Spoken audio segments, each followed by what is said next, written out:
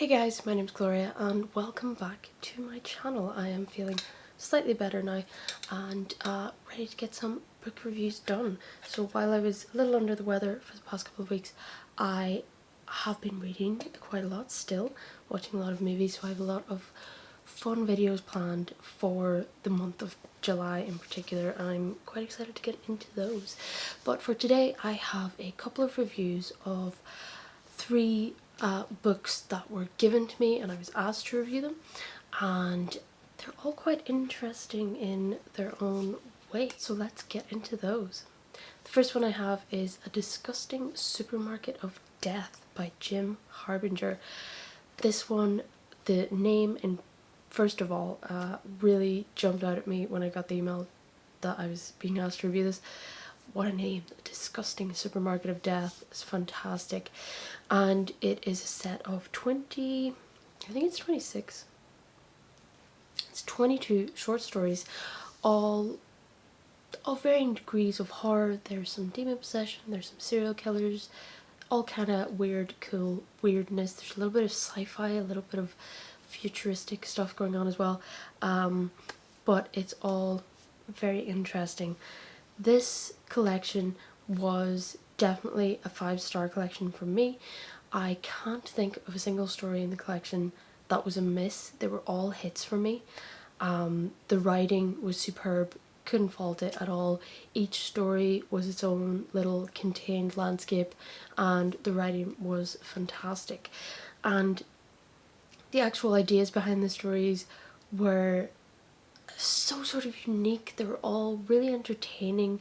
There was a lot of humour in it as well, which I always love. If you can horrify me while also making me laugh, that's fantastic.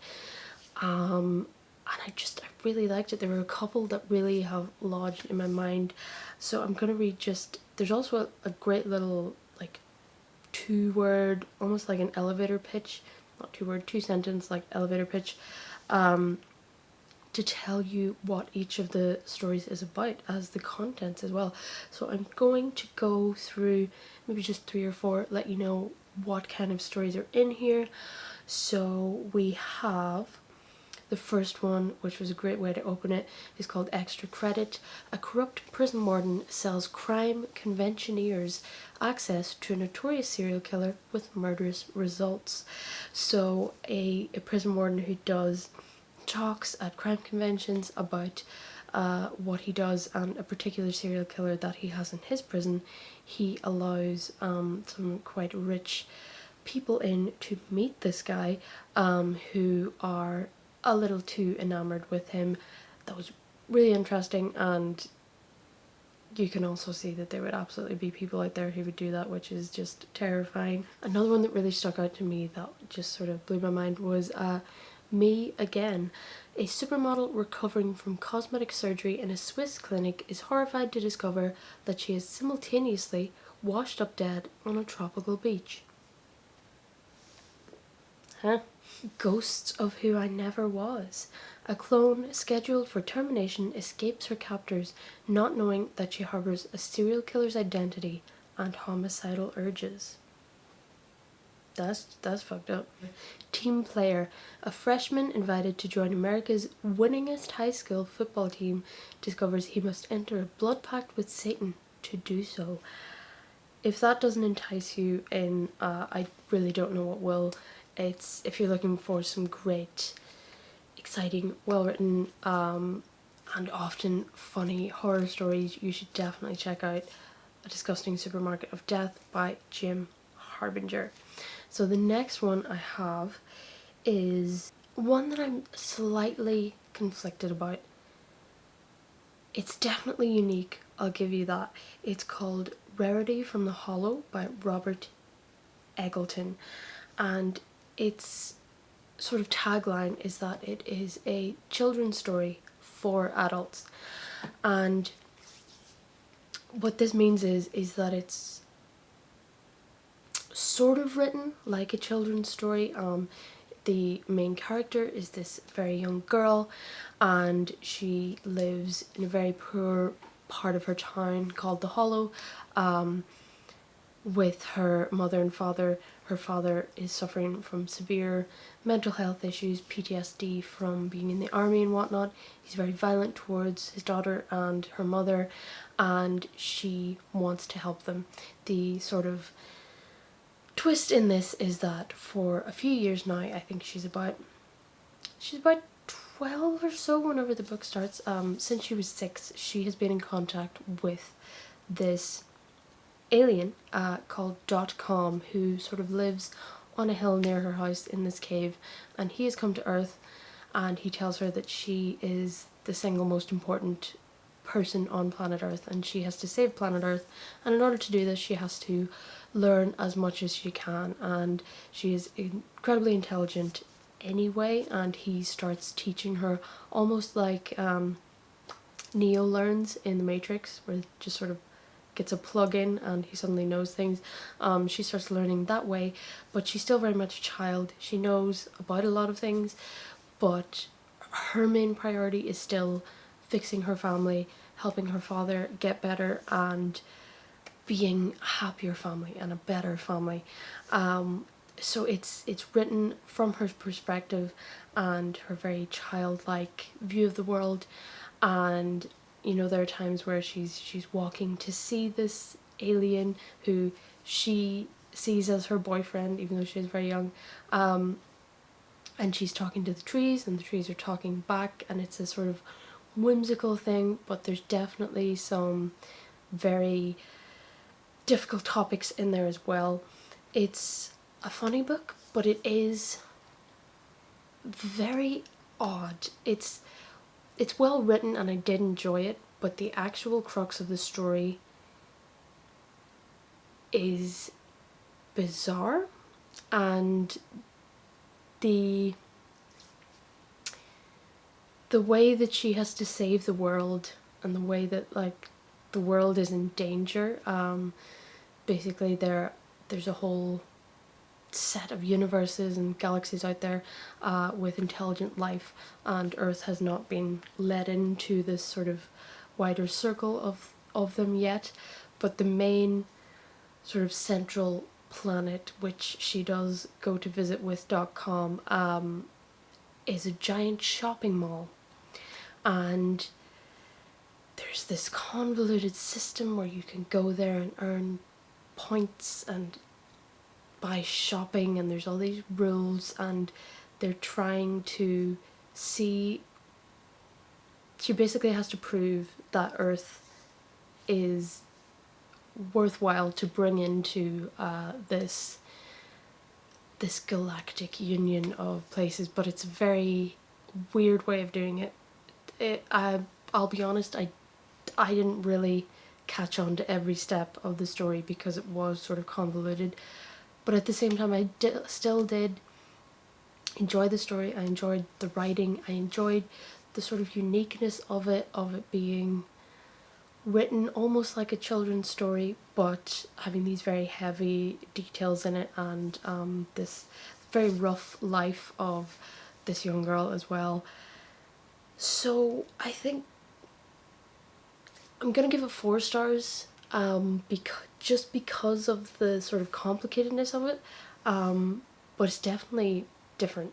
It definitely wasn't what I was expecting, so you should give that a look if you're looking for something a little bit out there. And the last one that I read is a short story collection called The Torture We Adore by, I'm going to pronounce this wrong, Vider Leprave. Probably got that wrong. But this is a short story collection about sort of centered around a theme of the sort of toxicity of love and obsession with another person. There's some stories in there about dating, there's a lot about sex and about sort of metaphors on consuming each other and needing to feed off each other at times, literally. There's definitely trigger warnings in there for sexual abuse, for cannibalism, and just for a general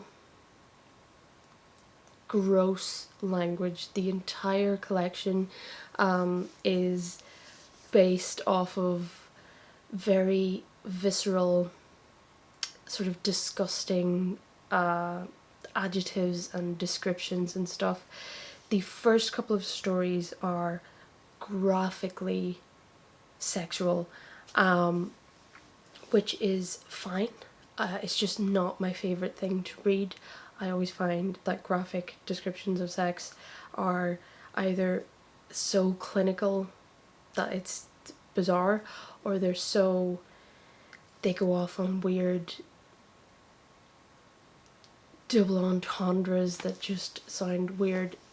This in particular, this collection, really does not shy away from the gross bodily fluids, disgusting sort of metaphors of weird, icky stuff. And normally I would just sort of gloss over, you know, a paragraph or a short scene of sex, but in this book you can't really do that because you'd have to basically skip the first two entire stories and a few throughout the book as well. So if you're not looking for something like that, you might want to stay away from this one. But it's definitely struck me as a literary horror, or almost just literary stories in general. These are the type of stories that I would possibly consider horror, but if you took them to a literary class, they may be considered to transcend the genre, because they don't involve ghosts or whatever. For instance, there's very few characters who actually have names in the book. They're all just sort of referred to as he or she, or by a letter, which sometimes could get a little bit confusing, but for the most part it was fine. But it was just, the structure of the stories were a little bit more experimental as well, sort of at times, not all of the time, just in some little parts there was little punctuation or just sort of stream of consciousness writing, which did fit the story that it was in. So it's not your usual sort of horror collection. It does say a lot, there's a lot of commentary in there to be had about our obsessions with everyone needing to find a partner, everyone needing to find a perfect partner, their perfect partner, people wanting an exact person, the struggles of some people. The last story in particular is about a person who's born with disfigurement and their struggle throughout life to find anyone that will love them, anyone who wants to be their partner, and it is incredibly sad in the end. But there's a lot about just people being forced together, people sort of trying desperately to find some sort of physical contact, emotional contact with people. There's a lot of deeper layers that you could go into in these stories, and they were quite interesting. So I think for this one I would give it 3.5 to 4, just because personally the really graphic sexual scenes weren't my thing, but also sometimes the very gross descriptions and gross language didn't fit with what was being said. It was sort of, it felt sort of forced just to elicit a reaction. At times there's definitely very gross things that happen in the book, but at other times, when they're just talking about everyday stuff, but they're using very sort of visceral, wet, noisome language, it just didn't really fit for me, and it sort of pulled me out of the story a bit. But again, unique in itself and very interesting and something a little bit different. That's my review of The Torture We Adore by Vida Lapreve.